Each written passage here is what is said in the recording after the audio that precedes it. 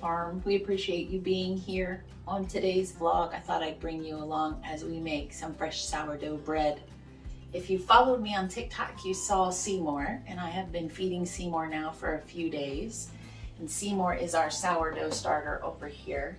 So now that Seymour is all bubbly and ready to go and doubled in size overnight, that tells me it's time to make some bread. So let's get started. So let me bring in a little closer and show you Seymour. Excuse my cord here. I keep my starter in a glass bowl, plastic lid. You don't ever want to use any metal or anything that would have a chemical reaction with the starter. And as you can see, I'm kind of in the light, it's all bubbly. Even here you can, I don't know if you can see that, I'm kind of weird angle here. You can see all of the bubbles on the inside of the starter through the glass, and that's why I like to use the glass. So the first step is let's go ahead and stir the starter up gently and get it back mixed together. Oh, that looks good.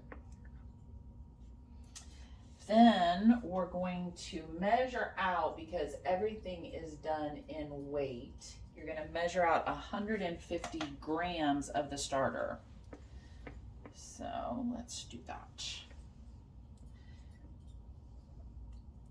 Usually works out to be almost a cup. They're close to.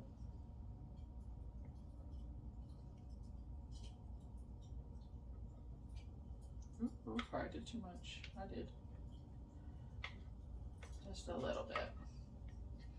Now, I fed my starter last night before I went to bed so that it could ferment and get really active overnight. And then I'll feed this again here in a little bit. I'll leave about half of that go and then feed it again. Equal weights, water and flour. I use 113 grams of water and 113 grams of flour. Now my house is chilly. We only keep our thermostat set on 65, so I turned it up to 67. But a trick I do is my filtered water I put in the microwave for 30 seconds, and that just brings it up to where it's just barely warm, but it's definitely warmer than the air. And then that also allows my microwave to get kind of warm so that I can keep my dough as I'm working it and it's rising in my microwave out of the draft, and so that it'll rise, you know, more rapidly. You don't have to do that. You can, by all means, leave it set out in a cooler room, but it'll just take longer to rise. And we want to have bread tonight for dinner. So after you get your 150 grams of starter, you're also going to need 500 grams of flour. I'm using all-purpose. You will need 10 grams of salt. You will also need 25 grams of oil and 250 grams of water. Again, that is room temperature or lukewarm. So you're going to also want something glass, wooden, plastic bowl. You don't ever want to use metal. And this is where we're going to mix and create our sourdough. So in goes the starter.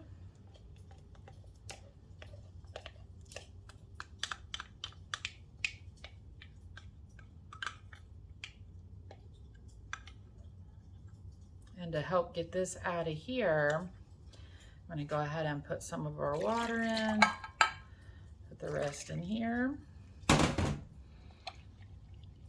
This will help get our starter out of the container. I did a little over. I did 154, 156 grams of starter because I always knew there's a little loss. Your oil. I'm using just canola oil. You can use olive oil, which gives it a really good flavor, but fortunately I am out of extra virgin olive oil. I couldn't believe it when I looked.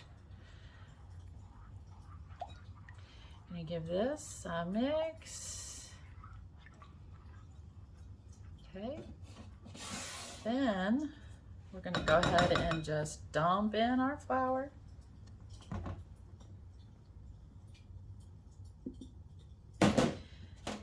Our salt.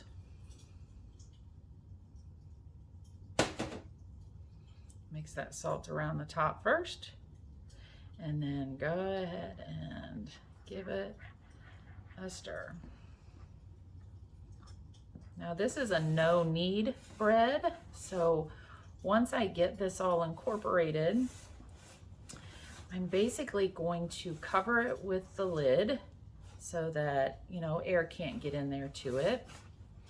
And I'm gonna let it sit for 30 minutes. And what this does, this process I should say, is called Autolyse. And that is the process by which you would just let it sit here and let the flour and water combine further and start developing the gluten.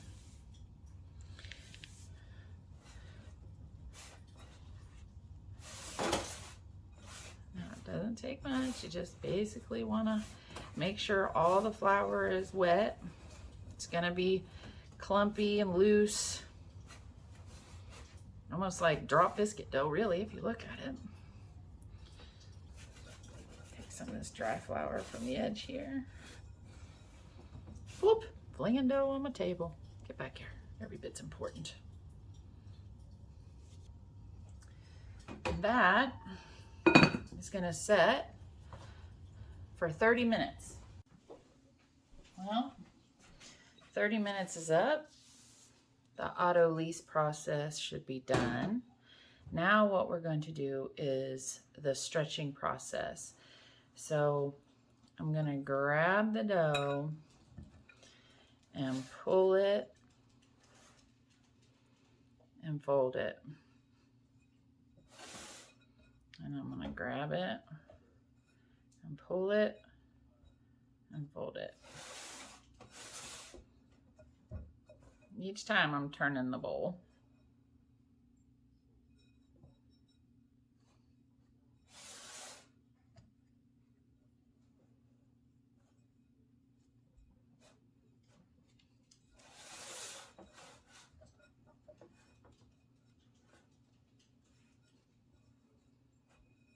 Okay. Cover it. 30 more minutes.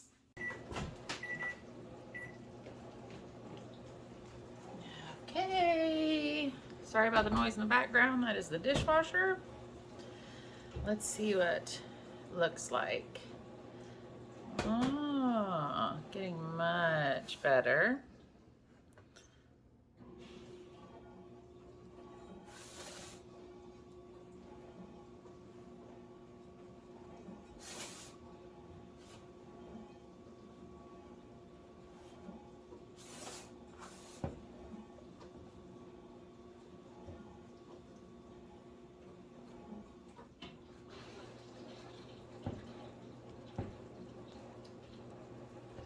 Looking good. Okay, 15 more minutes. So here we go again. You can see each time the gluten in the dough is starting to come. You can also tell by the way it stretches.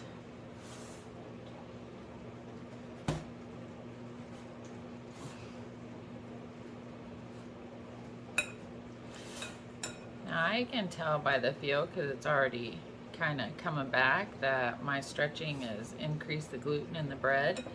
So at this time, I am not going to stretch it further, and I am going to let it do its long rise. If I saw at this time it wasn't developing the puff of the gluten like I liked, I would do this rest 15 to 30 minutes, stretch it on the floors, rest, stretch it, rest, stretch it. But since that's not what I'm going to do, and I'm going to let it rise this time, I'm just going to flip it over And now we're gonna let it rise. You want it to be doubled in size, so when I come back, it should pretty much fill this bowl and be, you know, higher. And I'll show you that when we get there. Take anywhere from an hour to 12 hours in a colder house. Again, I'm putting mine in my warm microwave out of the draft. So hopefully we'll have bread here in an hour or two, and I'm gonna show you the next step. Okay, so it's been about 3 hours all together, and that was with the stretching as well as with just letting it rise. And as you can see, it's doubled in size, so, and it's also doubled in its height. So at this point, we're gonna take it out and prepare it for its last rise. And to do that, just gonna put a little flour on the surface. And we're going to tuck it and create a ball.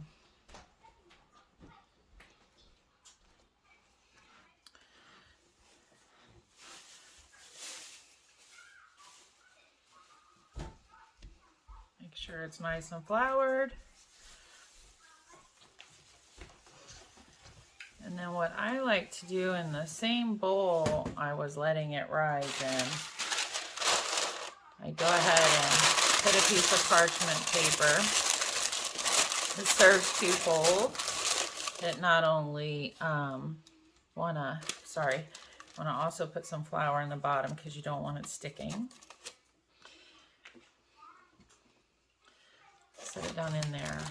Back to what I was saying, it serves a dual purpose. Not only does it give a place for your dough to do its final rise, but by putting the parchment paper in, it'll allow me to have some handles to put it down in the Dutch oven, because I'm going to preheat that with my oven at 400 degrees. I'll actually start preheating my oven about halfway through the rise time for this. You want this now to double again in size. Cover it up. Same trick as before. I'm going to stick it inside the microwave where it's nice and warm and toasty and free from any drafts. Okay, so halfway through the rising process, I went ahead and preheated the oven, just like I had stated before. Now we are going to score the bread so that the steam can escape. And how do I want to do this? Let's see. Let's go a C, like this. When I preheated the oven, I went ahead and stuck the Dutch oven in there as well, so it preheats, and that will actually help create steam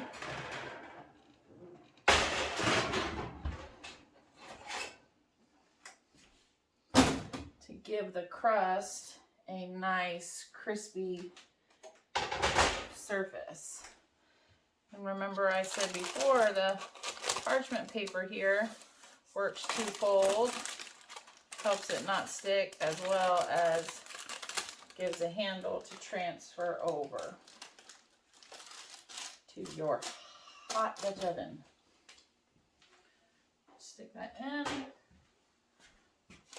put the lid back on. It goes back in the oven at this time. Oh, sugar biscuit, that's heavy.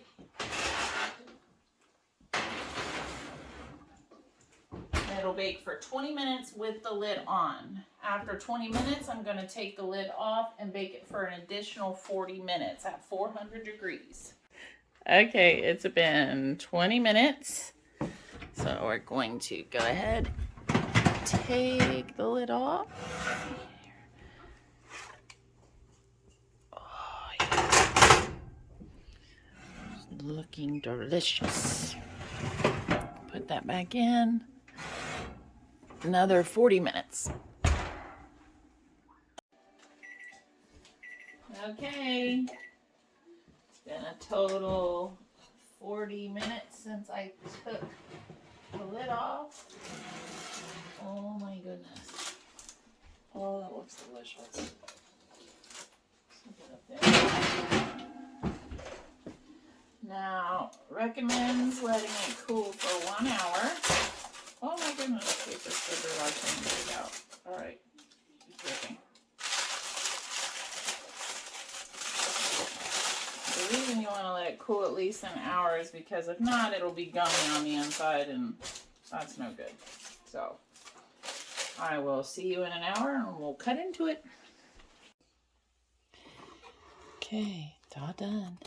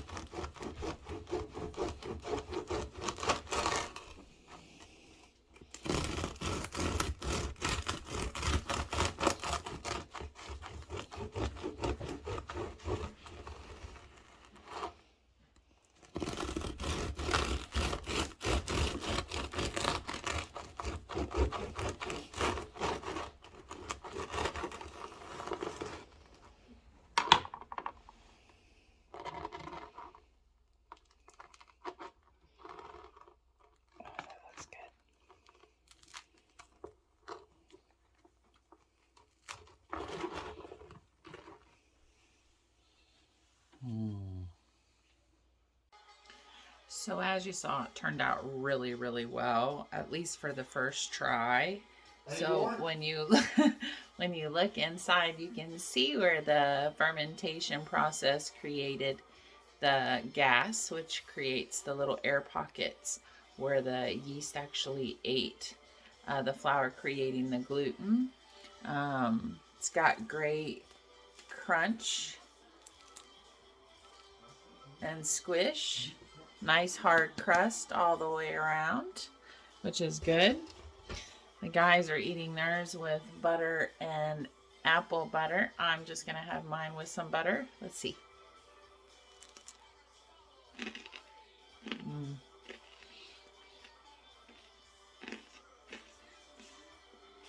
Very good. It's got that sour taste, that tang from the fermentation. Delicious. Definitely a thumbs up. Don't forget, if these are videos that you like, please like, subscribe, and share. Don't forget to ring the bell to be notified of upcoming videos. And until next time, as always, have a great day.